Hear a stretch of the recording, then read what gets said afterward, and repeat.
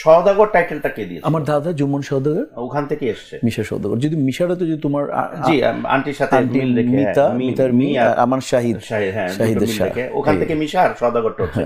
ছোটবেলার মিশা সওদাগর সম্পর্কে জানতে চাই যে ছোটবেলার মিশা সওদাগর কিরকম, মানে একদম মানে লাইক মানে বেড়ে ওঠা। হ্যাঁ বেড়ে ওঠা, বড় ডান পিঠে কিনা, হ্যাঁ ডান পিঠে গেছো ছিলেন কিনা, গাছে উঠতেন কিনা, মানে ওরকম না, মানে ডান পিঠে ছিলাম প্রচুর খেলাধুলা, মানে খেলা, ঘুম থেকে উঠে তাড়াতাড়ি যেতে হবে, আধা ঘন্টা খেলে ফেলতে হবে, 40 মিনিট খেলে ফেলতে, তার পিটি আরো স্কুল আগে পিটি হতো মনে আছে, জাতীয় পতাকা উঠতো, কুচকাওয়াজ বাঙ্ক করেছেন স্কুল কখনো? না জি, এইটা একটা অদ্ভুত ব্যাপার। আমি ঢাকায় ছিলাম, আপনি ডান পিঠে ছিলেন কিন্তু বাঙ্ক করেন না? কখনো না, কখনো আমি ডাঙ্গুলি খেলিনি, আমার কাছে ভালো লাগতো না।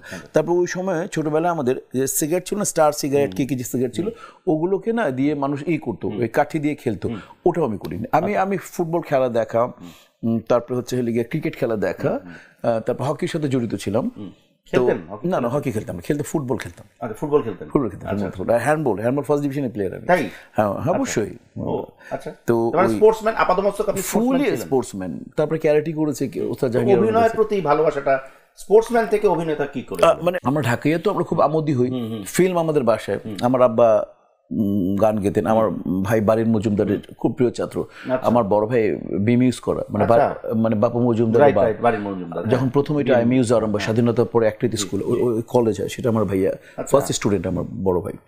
তো বাসার মধ্যে যেমন মা ধার্মিক ছিলেন, মা যেমন একাধারে নামাজ কোরআন শরীফ পড়তেছেন, পাশাপাশি আবার আমাদের বাসার ছাত্র যেত, ওইখান থেকে মানে তাজমহল আর সাবিস্তান আর ওই যে খুব স্টার মুন কাছাকাছি, তখন আবার উনি রিক্সা ডেকে ওই রিক্সার শাড়ি পেঁচিয়ে মা ওইখানে আর পায়ের পাদা নিতে আমরা বসে দুই ভাই, মার খালা ওখানে, আমরা আবার ওই মায়েদের সাথে ওই ছিল ওই যে বলে কি বলে বক্স বলে না, মহিলা বক্স, ওইখানে আমরা ছবি দেখতেছি, মানে দুটোই আছে, নামাজও পড়তেছেন, ছবিও দেখতে, ভালো ছবি আসতে দেখতে যাচ্ছে।